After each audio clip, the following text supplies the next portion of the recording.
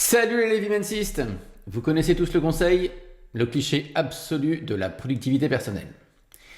Si tu es stressé, prends une feuille de papier et vide ton cerveau.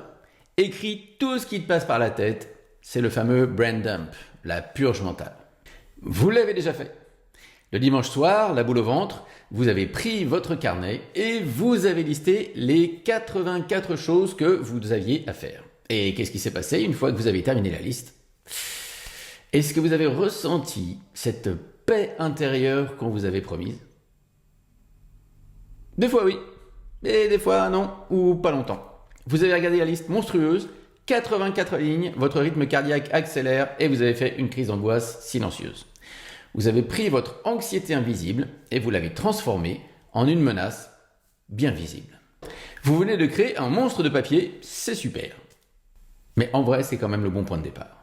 Dans les prochaines minutes, on va mettre à jour ce vieux concept de vidage de cerveau. On va passer du brain dump toxique des années 2000 au protocole transfert 2026. Et je vais vous expliquer biologiquement pourquoi faire de longues listes vous donne l'illusion d'avancer tout en détruisant votre santé mentale. Et surtout, comment utiliser l'architecture cognitive Levi-Mensa pour libérer votre mémoire vive sans déclencher votre système d'alarme. Mais d'abord, c'est le quick win du jour, le pansement d'urgence si vous êtes en surcharge cognitive, là tout de suite, maintenant. Si votre tête tourne à 1000 à l'heure, arrêtez de faire des to-do list, fourre-tout. Vous allez prendre une feuille, vous allez tirer un trait au milieu. Colonne de gauche, ce que je dois faire. Les actions pures, physiques. Colonne de droite, ce qui m'angoisse. Toutes les pensées parasites, les peurs de l'échec, les problèmes sans solution. En séparant mécaniquement la logistique de l'émotionnel, vous désactivez l'amygdale et vous redonnez le volant à votre contexte préfrontal. C'est fait. Allez, on attaque.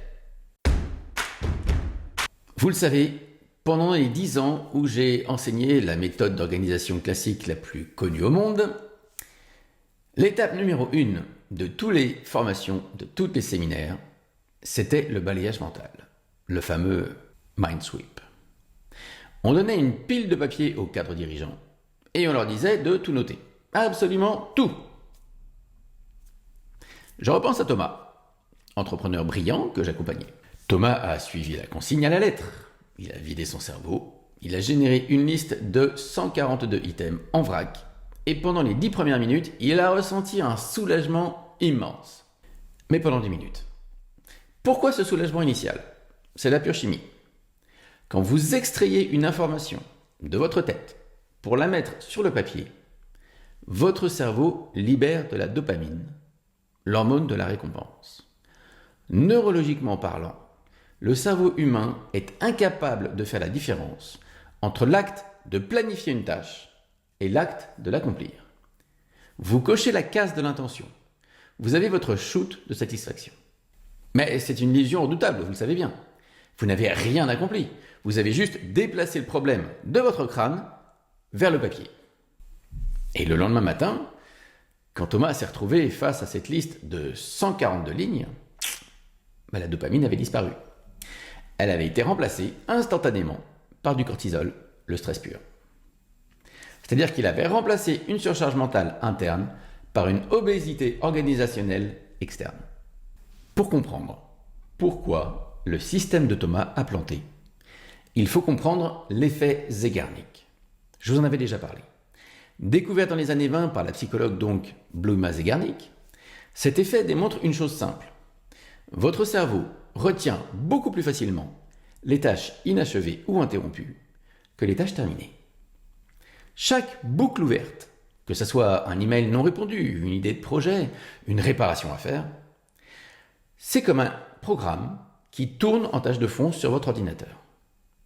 Ça squatte votre mémoire de travail, on va dire votre RAM en quelque sorte, et ça consomme silencieusement votre énergie biologique, votre ATP.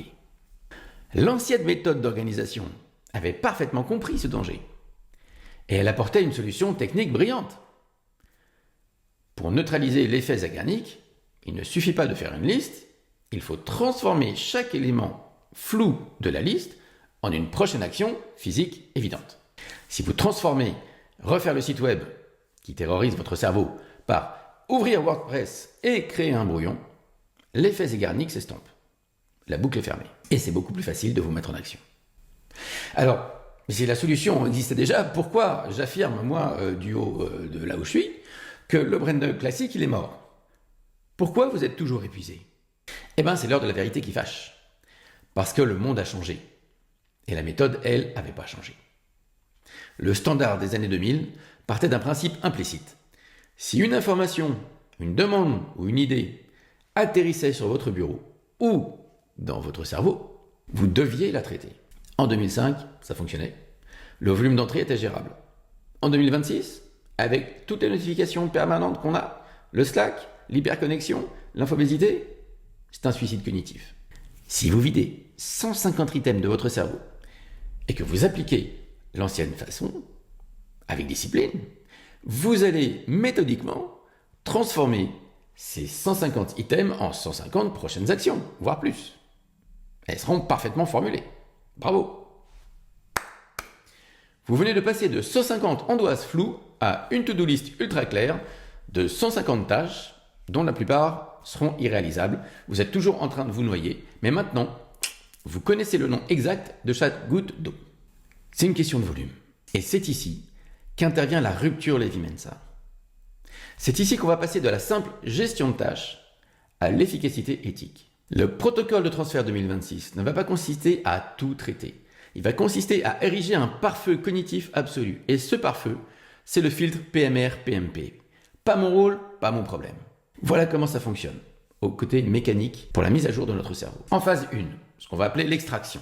D'accord ? Pour avoir le shoot de dopamine contrôlé, parce qu'après tout c'est sympa, vous faites votre vidage de cerveau, vous prenez le hit de dopamine et vous sortez tout en vrac sur votre outil de prise de notes. Qu'il soit numérique ou physique d'ailleurs, c'est comme vous voulez. Du moment que vous aimez cet outil, du moment que vous aimez l'utiliser et qu'il présente le minimum de friction possible pour noter quoi que ce soit. Franchement, vous sortir un truc de la tête, ça doit se faire en un clin d'œil.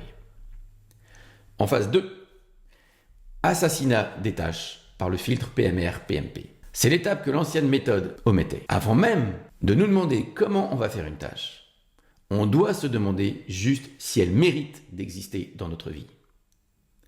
Regardez votre liste brute et vous allez appliquer le filtre sans aucune pitié. Le fournisseur X a du retard sur sa livraison. Est-ce que c'est mon rôle de le relancer? Non, c'est l'assistant achat, PMR.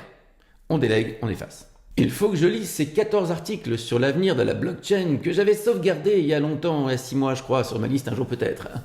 Est-ce que c'est mon problème aujourd'hui pour faire avancer mon trimestre? Non. PMP, on supprime. Je devrais refaire le logo de ma boîte. Il fait un peu vieux. Est-ce que c'est mon rôle maintenant? Non. PMP, poubelle. Écoutez-moi bien. 40 à 50% de la charge mentale qui vous écrase en ce moment n'est même pas la vôtre. Ce sont les problèmes des autres, les urgences des autres, ou des idées parasites que vous avez et que vous avez laissées entrer par complaisance. L'efficacité éthique, c'est accepter que vous ne pouvez pas tout traiter. Le filtre PMR-PMP détruit la donnée inutile avant qu'elle n'infecte votre système. Maintenant, phase 3, l'ancrage biologique. La vraie fermeture Zeigarnik. Ce n'est qu'après ce massacre qu'il vous restera les vraies priorités. Les quelques pépites qui ont survécu au filtre. Oui, il y aura encore un peu de volume, mais beaucoup moins. Et vous allez appliquer la règle de la prochaine action maintenant. Vous allez rendre l'action minuscule et si jamais, en plus, elle appartient à un de vos objectifs en 12 semaines, vous lui donnez une petite maison temporelle sécurisée dans votre super cycle Lévy-Mensa. C'est comme ça qu'on se protège en 2026. On ne gère plus le temps, on ne gère plus l'attention. On fait de la gestion de frontières pour retrouver toute notre disponibilité d'attention. Allez, c'est le moment de la mise en action. Ce soir, je vous interdis de faire une to-do list pour demain. Vous allez faire une extraction brute pendant 10 minutes. Tout ce que vous avez à faire, tout ce que vous avez en tête, etc., comme d'habitude. Mais juste après, vous allez appliquer le filtre PMR-PMP. Vous allez barrer sans pitié tout ce qui n'est pas de votre ressort absolu. Seul le reste mérite d'être transformé en prochaines actions tellement petites qu'il serait impossible d'échouer. Les fameuses prochaines actions, avec un verbe d'action, du détail, etc. C'est bon. En plus, vous avez identifié 3 objectifs pour votre super cycle de 12 semaines. Encore mieux. Vous ne listez plus, vous processez. la boucle se ferme, la rame est libérée et la tension dans vos épaules disparaît. Si on continue de s'organiser en essayant de tout faire rentrer dans des listes, l'obésité organisationnelle va finir par nous broyer. La compétence la plus rare et la plus précieuse de la décennie, ce n'est pas la capacité à abattre du travail. C'est la capacité à éliminer l'inutile sans culpabiliser. Mais désapprendre les réflexes de la hustle culture et installer ses pare-feux, c'est difficile quand on est seul face à la pression de son entreprise ou de ses clients. C'est pour ça que le cercle Levi-Mensa existe. Le cercle, c'est pas une simple formation vidéo, c'est un espace de protection. C'est un écosystème où des professionnels ambitieux se retrouvent pour implémenter cette efficacité éthique. On utilise des protocoles neuroergonomiques au quotidien, pas pour travailler plus, mais pour travailler au bon endroit et sur les bonnes choses. Alors si vous êtes épuisé par vos propres to-do list interminables, et si vous voulez maîtriser le filtre PMR, PMP, pas mon rôle, pas mon problème, pour transformer votre outil en un véritable second cerveau vraiment utile qui vous apaise, rejoignez-nous. Le cercle Levi-Mensa, c'est l'endroit où on arrête d'être l'archiviste de son propre stress pour redevenir le stratège de sa propre vie. J'ai des phrases comme ça pas mal. Tous les liens sont dans la description. Allez, testez le filtre PMR, PMP, pas mon rôle, pas mon problème, testez-le ce soir. Et n'hésitez pas à me dire d'ailleurs si vous voulez que j'en fasse des t-shirts et des casquettes. On ne sait jamais, ça peut être utile. Videz votre cerveau, prenez votre hit de dopamine, puis dégagez la moitié de votre liste sans pitié. D'ici la prochaine vidéo, gardez l'esprit léger. Salut!